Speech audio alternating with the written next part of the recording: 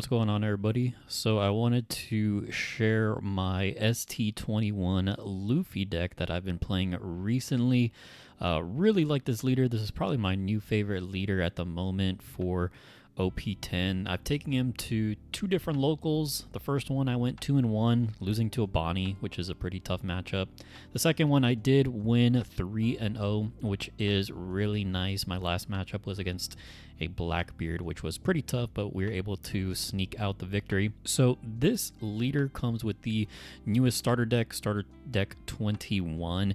And I think this leader is really good to play for just about anybody, for any skill level. Whether you are new to One Piece TCG, you've been playing for a little while, or you're a seasoned veteran, I think this is a really good leader for all sort of skill levels. It's sort of that easy to pick up, difficult to master sort of leader. But let's look over his stats and his effect real quick. So he's a red 5 life leader with 5,000 power. Dawn ×1, activate main once per turn. Give up to 2 rested Dawn cards to one of your characters. So this is going to synergize with a lot of cards that come with the ST21 starter deck, as well as the very first ST01 starter deck. And this leader is actually pretty similar to the ST01 leader, which I have here, right? If we look at the first one, it's activate main once per turn. Give this leader or one of your characters up to 1 rested Dawn card. So pretty similar, but I would say the ST21 is essentially just a better version. It's kind of like that meme, you know, where it's like the cooler Daniel. Yeah, this is the Daniel, and this is the cooler Daniel. So if you liked playing this guy, which I did, actually, this was one of my first decks that I've played in One Piece TCG, I think you are really going to like this leader. So without further ado, let's go ahead and get into the deck list. So first up, we are running 4 of the Nami Straw Hat Searchers. We are playing a Straw Hat build with this deck, right? It sort of just, it makes sense since Luffy's a Straw Hat leader, and a lot of the cards that come with this deck are Straw Hat cards. So a lot of the Straw Hat cards essentially just synergize together, and this is just our standard searcher, right? Nothing too crazy there. And then we are running 4 copies of this Nami from ST01, which has an ability, activate main once per turn, give up to 1 rested Dawn card to your leader or one of your characters. So essentially this is going to synergize real well with this leader, right? Because you just activate the Nami effect to put a Dawn onto Luffy, and then you can use Luffy's effect to give up to 2 rested Dawn cards to another character. So I really like this Nami with this leader, especially as a 4-up since it has the 1k counter as well. Then we are running 2 copies of Makino. This is essentially just a 2k counter where in some cases we might use the ability. It has an activate main effect. You may rest this character up to one of your red characters with a cost of 1, gains plus 3,000 power during this turn. So we aren't going to be using this ability that often. It's mainly a 2k counter, but it is nice that you do have the option to buff up one of your 1-cost cards if you want to. We are running 10 1-cost cards, including this Makino, and then it goes really well with this Nami, right? Because a lot of the times we're just putting this Nami on the board to search, and then we're not really doing anything else with it. But sometimes you might want to use Makino's ability, buff up a Nami plus 3,000, and then it'll go up to 5k, which can attack into 5k leaders, right? Which is really nice.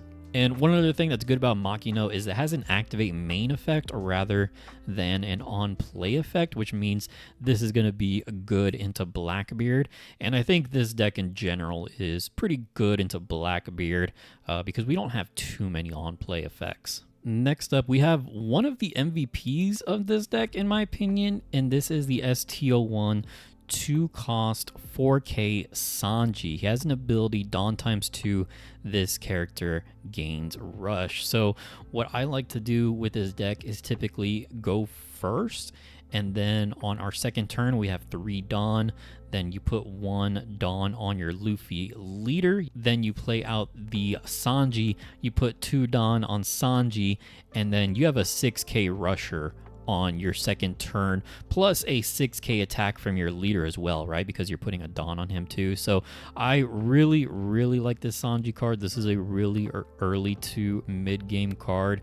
Sometimes even late game, it can catch your opponents off guard as well. The only downside is that he does not have a counter on him, but we are running some of the zero cost events. I'll talk about those later. Now we got another Sanji here. This is from ST21. So this is a 2 cost 3000 power 2k blocker Sanji. Has an on play effect. Select up to one of your Straw Hat crew type characters with 6000 power or more. If the selected character attacks during this turn, your opponent cannot activate blocker. So this card is really good. It's essentially like Diable Jambe, which allows a character or leader to be unblockable. The only difference here is that this is a body and a 2k counter, but on the downside, you can't target your leader with his effect. It's only characters, but still a really, really good effect. It's really nice having that flexibility, right, of having this be either a 2k counter or essentially serve as a Diable Jambe to close out the game. So really, really like this card. This is an absolute 4 of in this deck. Now, one of the new cards from OP10 that we got is this Sanji. It is technically Nami, but it's Sanji and Nami's body from Punk Hazard arc. Spoilers if you haven't read or watched Punk Hazard yet. But anyways, this Sanji is a 3 cost character, 3000 power with a 1000 counter. Your turn, this character gains plus 3000 power. So essentially on your turn, it is a 6000 power character. And then on KO, draw a card. So this is really, really good because red decks tend to be very aggressive, right? So we're playing a lot of cards from hand. We might be using a lot of cards from hand as counters. So sometimes our hand size can get a little bit low. So being able to have a 6k body on attack, and then if your opponent attacks into it, that's fine. You know, you take a card and it has a 1k counter on it as well. So this is just an all-around great card.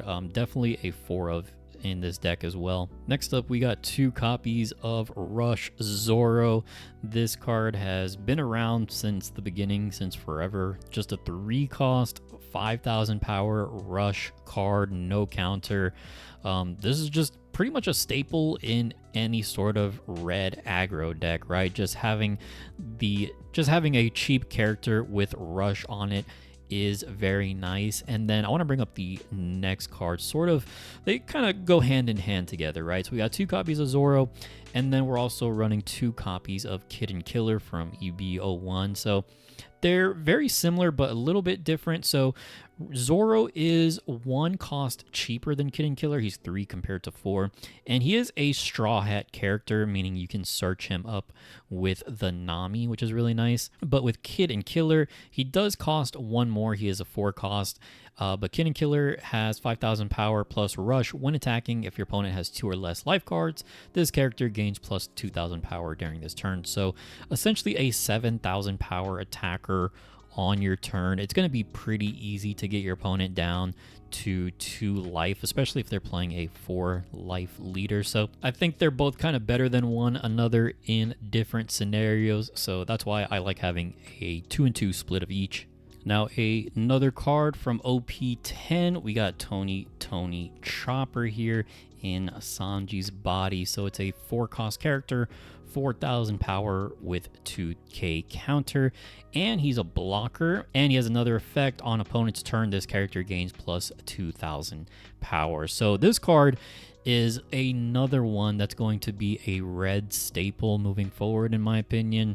This can fit in really just about any deck, but the fact that he is a Straw Hat crew character means we can search it up with Nami as well. So this card is just insanely good, right? Like, it's a 2k counter, Straw Hat crew searchable.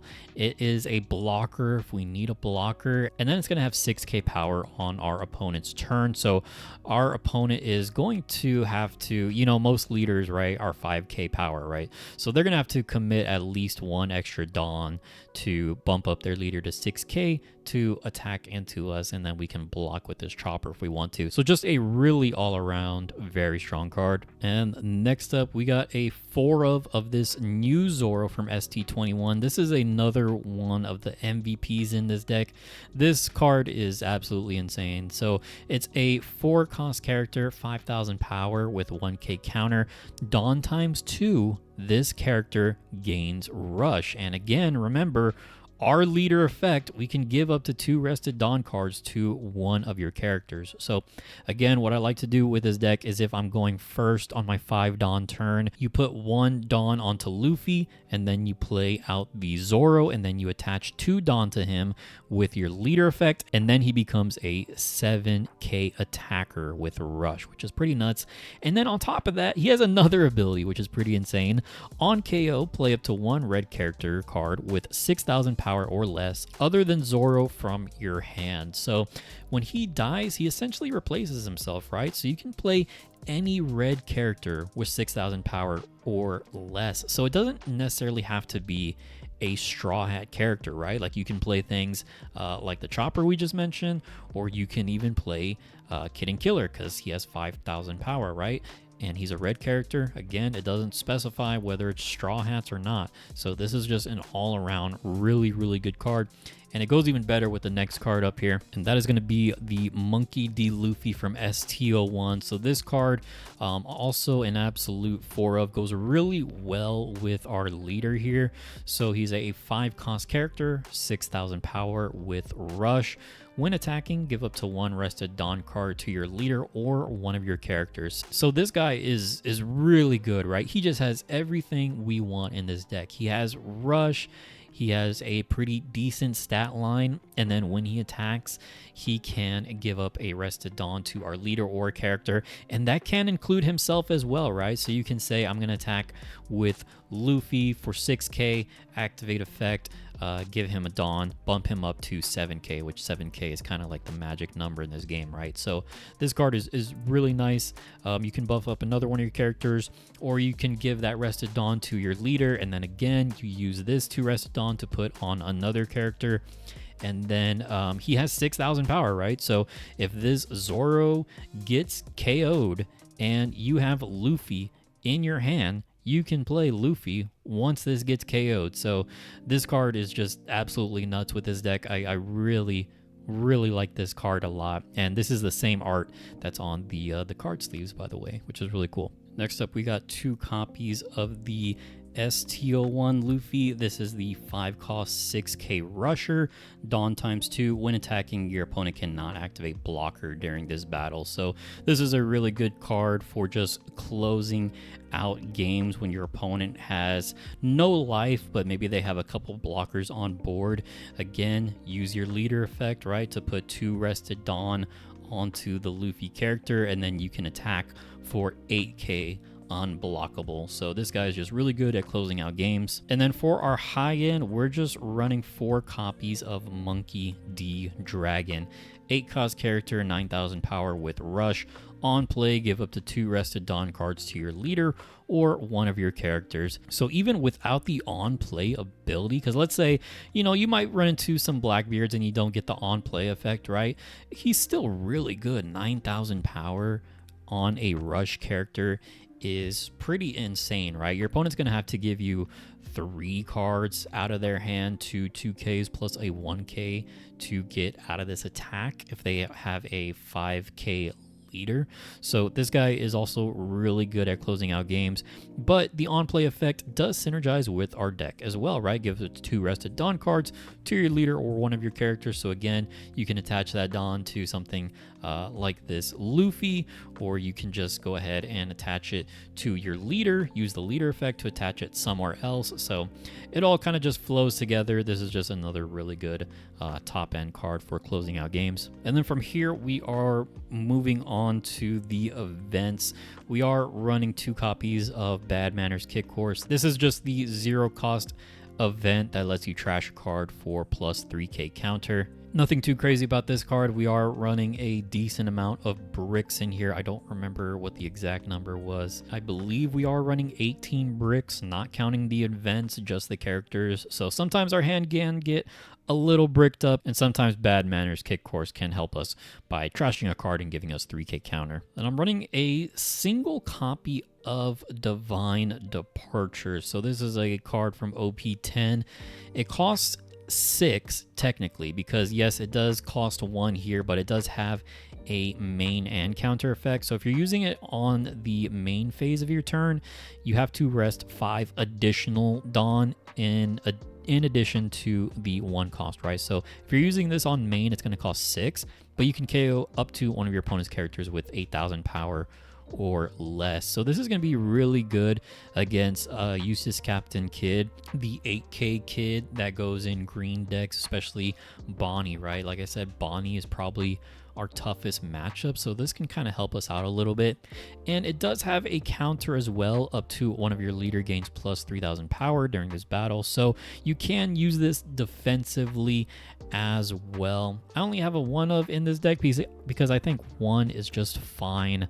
It's more sort of like a tech surprise sort of card, and it kind of leads me into my next event card. So the last card we have in the deck here is 3 copies of Gum Gum Mole Pistol. So this is again from ST21. It's a 4 cost event. Main, give up to one of your opponent's characters minus 5,000 power during this turn. Then if you have a character with 6,000 power or more, KO up to one of your opponent's characters with 2,000 power or less. So essentially, this is another card that's going to be really good against Eustace Captain Kid, the one that has 8,000 power, right? You can subtract 5,000 power from him, bringing him down to 3,000 power, and then all your characters can just start attacking into him. Or you can use this on another character and then KO that character if they're brought down to 2,000 power or less. Or you can use it on 2 separate characters, right? Like, let's say you want to do minus 5,000 to Kid, and then your opponent just has like a cheap like 2,000 power blocker, right? You can KO the blocker while also taking away 5,000 power from their Kid. So this card is really flexible, has a lot of different use cases, and it does have a trigger as well, right? Which is just essentially just activate this card's main effect. The only thing is we do need to have a character with 6,000 power or more, but with this deck, it's usually pretty easy to get there. Now, as far as replacements in this deck go, because I know a lot of people are going to be like, well, why aren't you running this card? What about that card? Well, first off, I don't have all the cards in the game, so there are going to be some cards I just don't own. But this one, I am a little bit iffy on the Divine Departure. Like, I do like this one as a 1 of, and I like the Gum Gum Mole Pistol as a 3 of, but honestly, if you want to get rid of Divine Departure and just put in like a 4th Gum Gum Mole Pistol, I think that'll be fine as well. This card is just really, really good. And people might ask why I'm not running Rad Beams as well. It's essentially just because I want to be as aggressive as possible with this deck. I'm not really holding on to any active Dawn with this deck. Again, unless for those very specific scenarios, I'm holding up 1 Dawn for the counter effect on Divine Departure. But other than that, yeah, we want to be the aggressive ones in the matchup, which is why I'm not running Rad Beam. And then another 2k counter that could be good is this Sanji. I actually had him in there before adding the Makinos. This is from OP10. Essentially just a Straw Hat crew member, 2k counter. He has an activate main effect where you can add 1 card from the top of your life cards to your hand, and then he'll get plus 2,000 power plus 2 rested Dawn. So he'll essentially go up to 7k power, which is really nice. The downside to this though is that he does not have rush. So if you do play him and you want to use his effect, I mean, you can use him. You can use the effect the same turn you play him, like to get a card from your life, right? Maybe you're trying to close out the game or something like that, but you're not going to be able to attack in the same turn that you play this guy. So that is really the only downside here, but still a really good 2k counter. So if you want to put in this guy instead of the Makino, I think that would be fine as well. But I do think the other 2k counters in this deck are a 4 of. And then another card I had in here before was 2 copies of Rayleigh. So this is the secret rare, 8 cost, 8,000 power on play. Select up to 2 of your opponent's characters and give one character minus 3,000 power and the other minus 2,000 power until the end of your opponent's next turn. Then KO up to one of your opponent's characters with 3,000 power or less. So the main reason I took this guy out of the deck was essentially because of Blackbeard. I played against a Blackbeard player where I just had this guy in my hand basically the entire game, and he was just doing nothing, right? Because Blackbeard, if you don't know, just negates on play effects. So this is just essentially a 8 cost, 8,000 power vanilla body, which is very, very bad. So yes, this card is good. It is really good, I know. But me personally, I kind of wanted to build my deck to where I don't have too many on-play effects. That way, I'm not, having that bad of a matchup into Blackbeard. So that's why I took Rayleigh out. But if you want to put like 1 or 2 of him in here, I think you could do that if you really wanted to. And then another card I actually don't have yet. I just ordered it on TCG Player. Hasn't arrived yet. But Goldie Roger, I'll put it up on the screen here. I think what I'm gonna do is probably take out 1 dragon and put in 1 Goldie Roger, because just having a win condition built in the card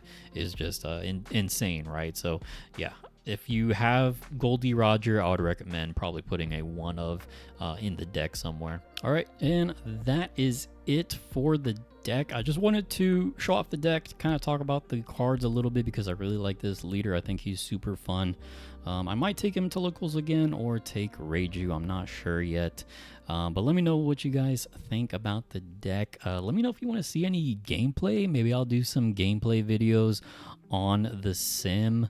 Yeah, I'd rather not record games at locals in person, shove a camera in people's faces. I'd rather not do that. So if you want to see any gameplay, let me know, and I can maybe do some sim gameplay, which would be pretty cool. And let me know if you want to see any other One Piece TCG videos in the future from me. This is I think my first ever video on One Piece TCG, but I have been playing One Piece for a while now. I think I started playing during like EB01. So I'm not an OG, playing all the way back from the very beginning, but I did come in, I think, was it last year when EB01 came out? Yeah, I think it was last year. That's when I started playing. All right, anyways, that's enough yapping from me. Thanks so much for watching. Appreciate you all, and see you in the next one. Later.